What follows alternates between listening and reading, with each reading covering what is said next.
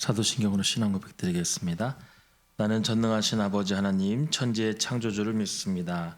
나는 그의 유일하신 아들 우리 주 예수 그리스도를 믿습니다.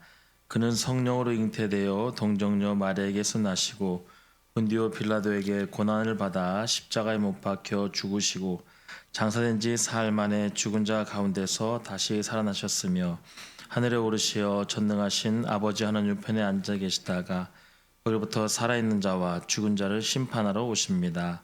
나는 성령을 믿으며 거룩한 공교회와 성도의 교제와 죄를 용서받는 것과 몸의 부활과 영생을 믿습니다. 아멘. 찬송가 27장입니다. 27장.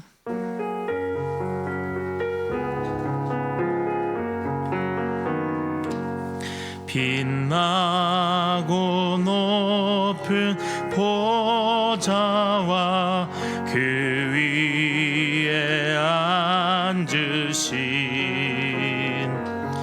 주 예수 얼굴 영광이 해같이 빛나네. 해같이 빛나네. 지극히 높은 위엄과 한없는 자비를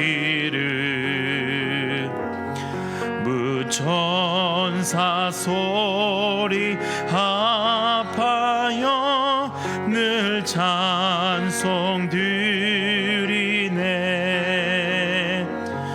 늘 찬송 드리네. 영축을 나를 살리려 그 영광 떠나서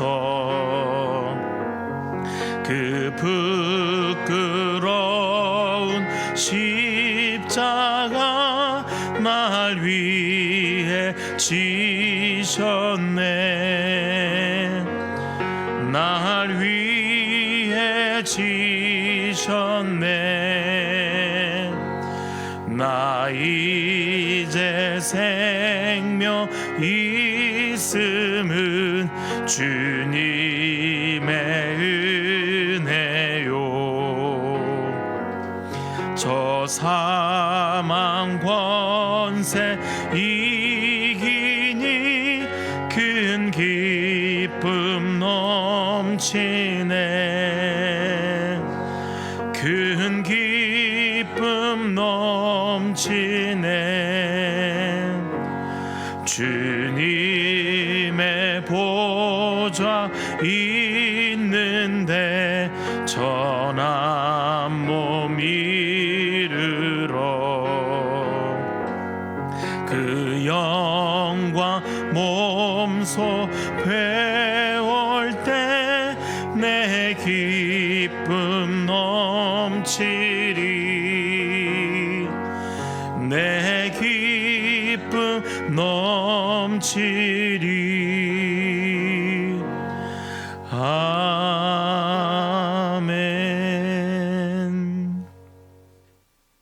하나님의 말씀 요한계시록 1장 9절에서 20절입니다. 요한계시록 1장 9절에서 20절까지의 말씀 함께 교독으로 보신 후에 마지막 절 함께 합독으로 읽겠습니다. 나 요한은 너의 형제요 예수의 환난과 나라와 참음에 동참하는 자라.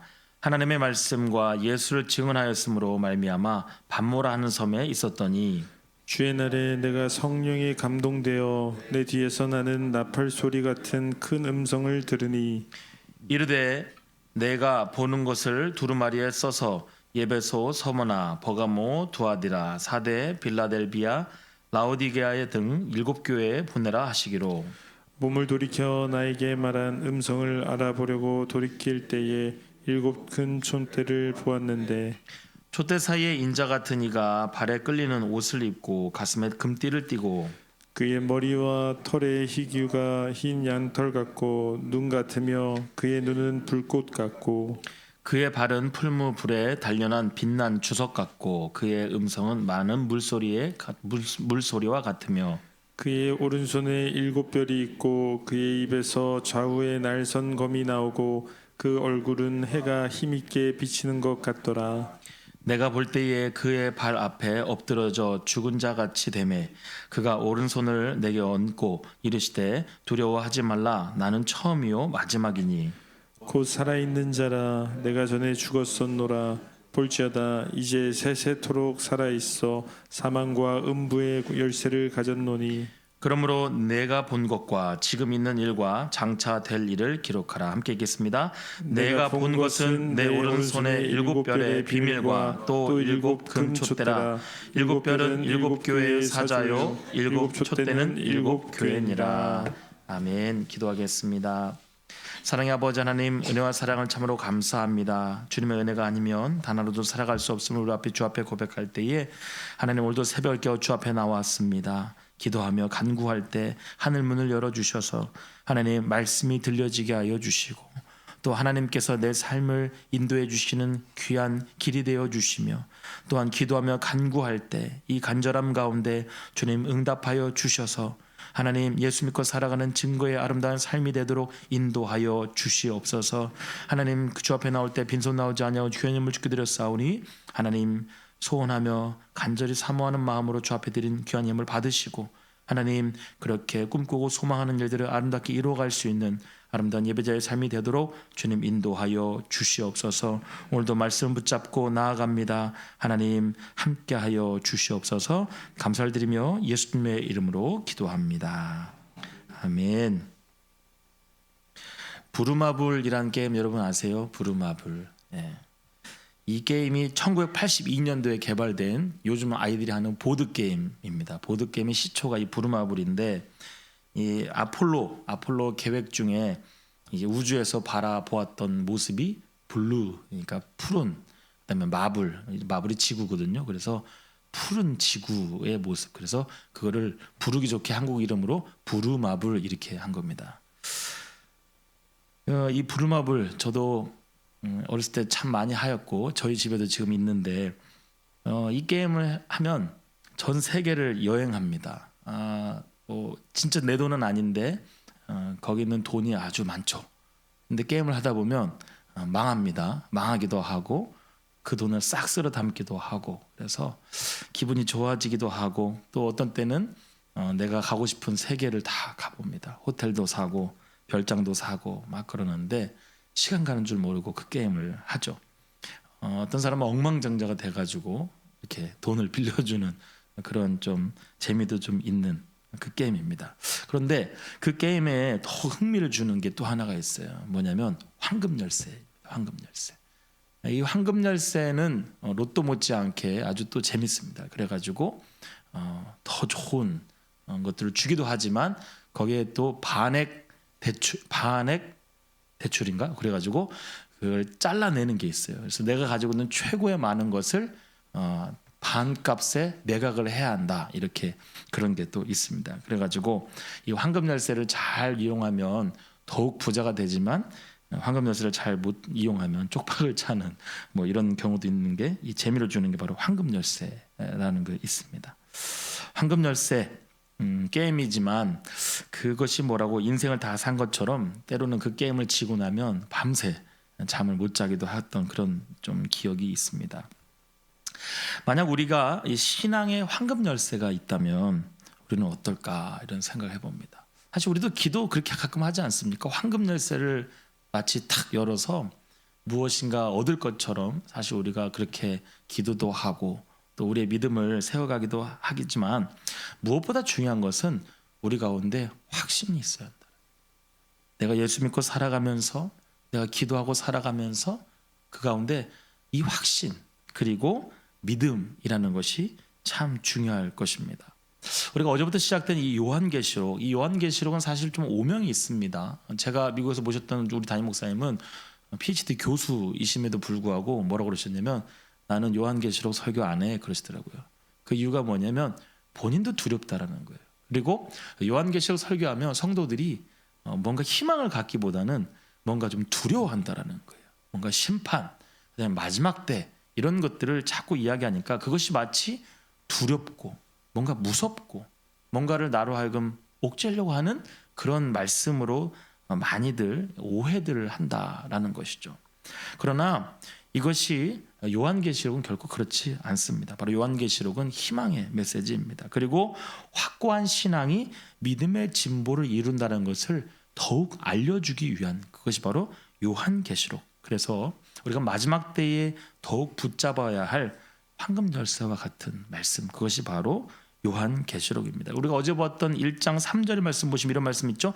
이 예언의 말씀을 읽는 자, 듣는 자, 그리고 그 가운데 기록한 것을 지키는 자, 바로 그 사람이 복이 있다, 이렇게 이야기를 했습니다.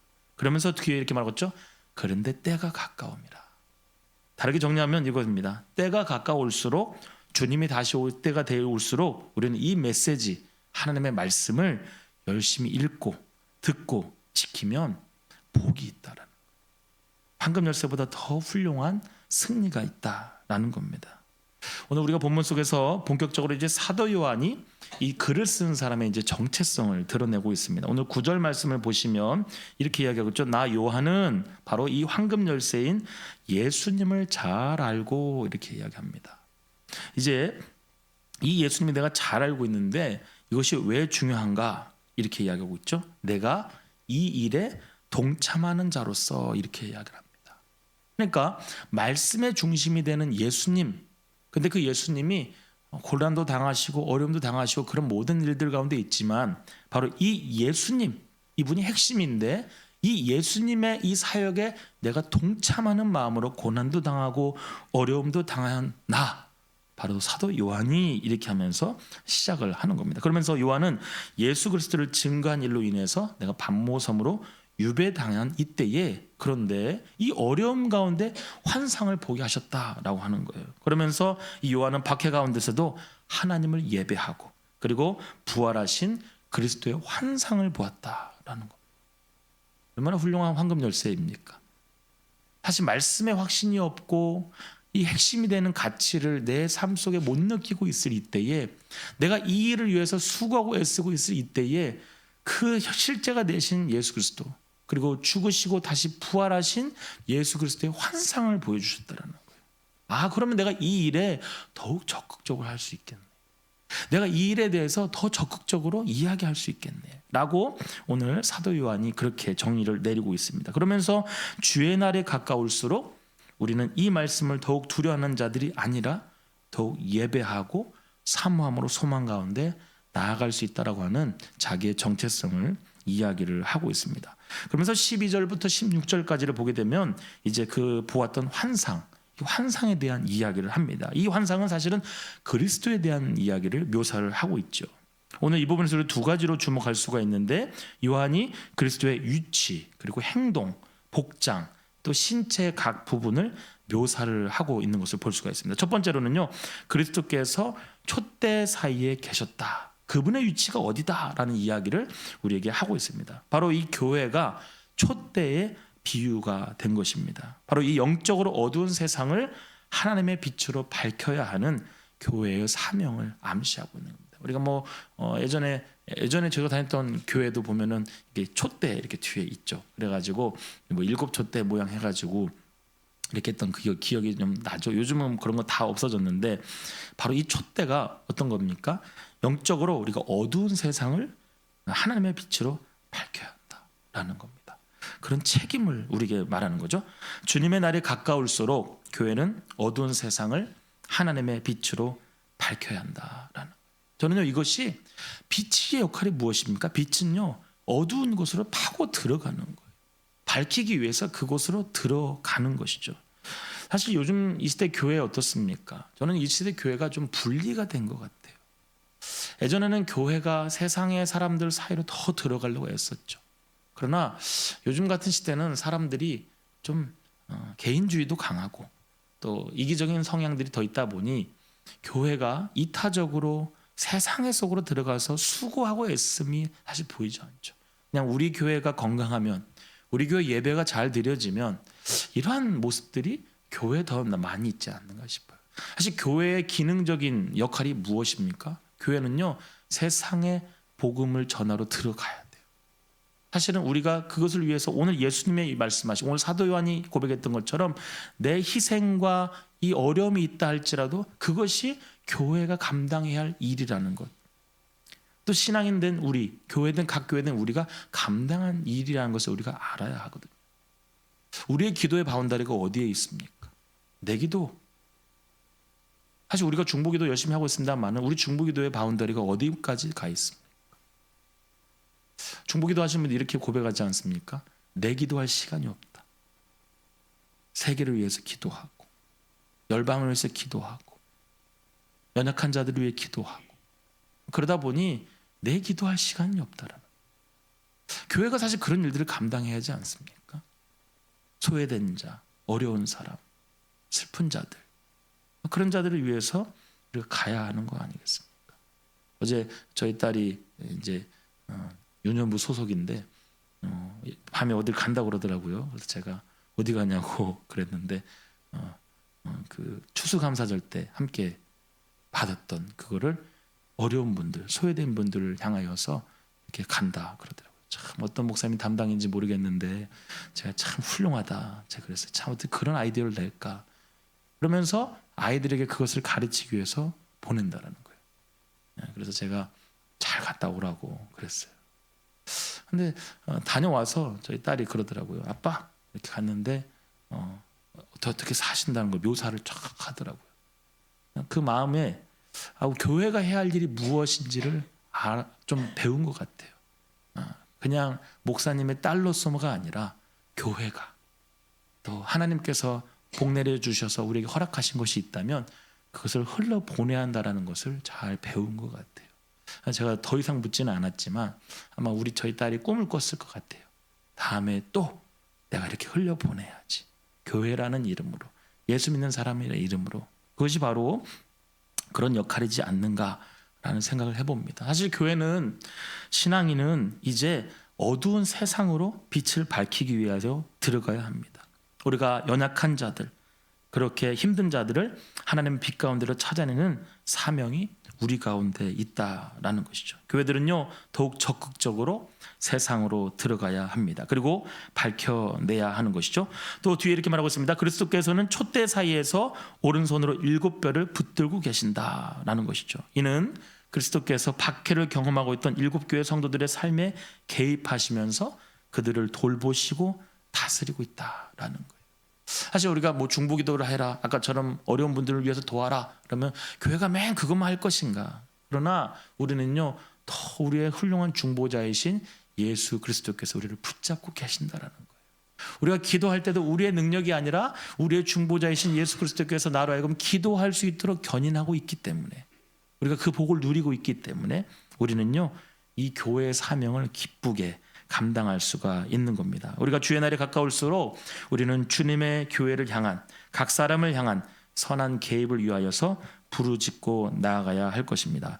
두 번째로는요, 그리스도의 복장은 대제사장의 역할을 암시하고 있죠. 그래서 요한은 그리스도의 신체 각 부분인 머리카락, 눈, 발, 오른손, 입, 얼굴, 이것을 비유적이고 상징적인 이미지 언어로 묘사를 하고 있습니다. 그러면서 양털과 눈과 불꽃과 풀무불에 단련한 빛난 주석, 좌우의 날선 검, 해, 그분이 가진 신적인 능력인 바로 지혜와 통찰력과 영광과 힘, 심판의 말씀으로 바로 이 영광을 표현하고 있습니다. 이런 묘사를 통하여서 요한은 그리스도께서 전지전능하신 하나님이시고 구약 성경의 예언과 약속의 성취라는 것을 우리에게 알려주고 있는 겁니다. 자, 그러면 우리가 이제 다 준비가 된 거예요.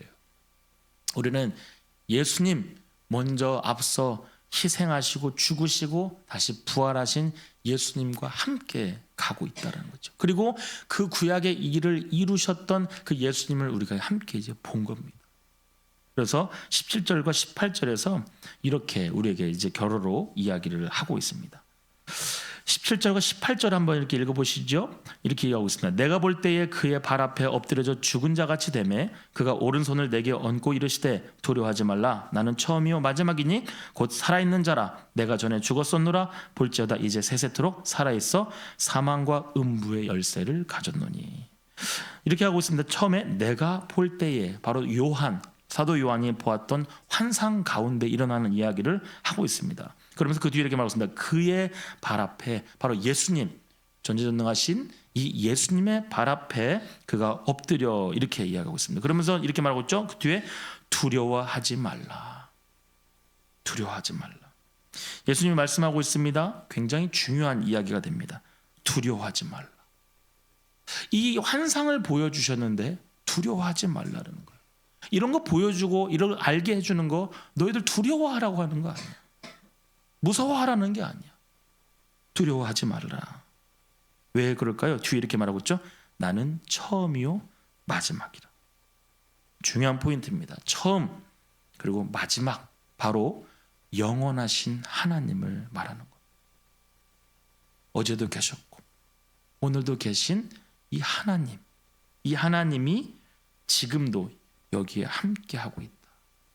그러니까 두려워하지 마. 이 일에 대해서 두려워하지 마라는 것이죠. 그러면서 그 뒤에 또 더 이야기하고 있습니다. 곧 살아있는 자라. 그렇습니다. 우리 하나님, 우리 예수님은 죽은 자가 아닙니다. 살아있는 하나님, 지금도 역사하시는 그런 하나님이시라고 우리에게 말씀하고 있습니다. 그러면서 이제 세세토록 살아있어. 주님께서 나타나신 핵심의 메시지는요, 나는 살아있다. 살아있는 중요한 이유, 그것이 무엇이냐? 뒤에 말하고 있죠. 사망과 음부의 열쇠를 가졌나니. 사망을 이기시고 죽음과 음부의 권세를 깨뜨리신 바로 예수님이라는 것을 우리에게 말씀하고 있습니다. 여러분, 오늘 우리가 당당하게 주님의 사람으로 마지막 시대를 살아갈 수 있는 이유, 그것은요, 죽으시고 다시 살아나셔서 지금도 우리와 함께 하시고 영원토록 함께 하실 그 주님이 우리를 붙잡고 계시기 때문입니다. 그래서요, 우리는 이 중요한 열쇠, 키가 되는 이 일을 우리가 기대함으로 바라보아야 합니다. 우리가 주의 날에 가까워지는 시대를 우리가 살아가면서 우리 두려워하지 않기를 바랍니다. 사실 교회가요, 요즘은 압박하지 않아요. 부담을 주질 않아요. 사실 저는 부담을 많이 주는 목사입니다. 사실 말씀으로 부담 주죠. 제가 무슨 겁박하는 사람은 아닙니다. 뭐뭐 하세요 막 이런 스타일은 아닙니다만은 말씀의 권위를 힘입어서 저는 많이 부탁, 청유를 하는 형의 목사입니다. 그 말은 무엇이냐면 교회의 사명이 그것이기 때문입니다. 신앙인 된 우리의 사명이 그것이기 때문입니다. 마지막 시대를 우리가 살아가면서 말씀의 권위를 붙잡고 우리는요, 담대히 살아내야 돼요. 그리고 선포하면서 기도해야 돼요. 그리고 그런 삶을 살아내야 돼요. 그것이 전도고 그것이 복음이 되는 것입니다.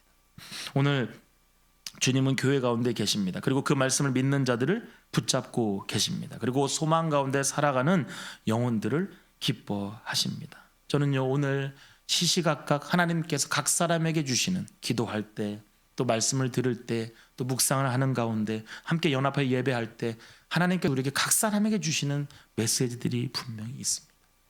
그런데 거기에 가장 중요한 받침은 무엇이냐? 오늘 이 말씀처럼 죽으셨다가 다시 부활하시고 말씀을 이루어 가시고 그리고 우리와 함께 하시겠다라고 하는 이 약속의 말씀을 붙잡고 살아나가는 믿음 가운데 있는 줄을 믿습니다. 오늘 새벽을 깨어 기도하러 나오신 훌륭하시고 귀하신 여러분, 저는 여러분이 이 시대의 그러한 사명자임을 믿습니다. 그러나 우리 혼자 가는 것이 아니라 주님이 함께 하신다라고 우리에게 축복하고 있는 줄을 믿습니다. 우리가 이 소망 붙잡고 힘있게 달려나가는 삶 되시기를 주님의 이름으로 축복합니다. 기도하겠습니다.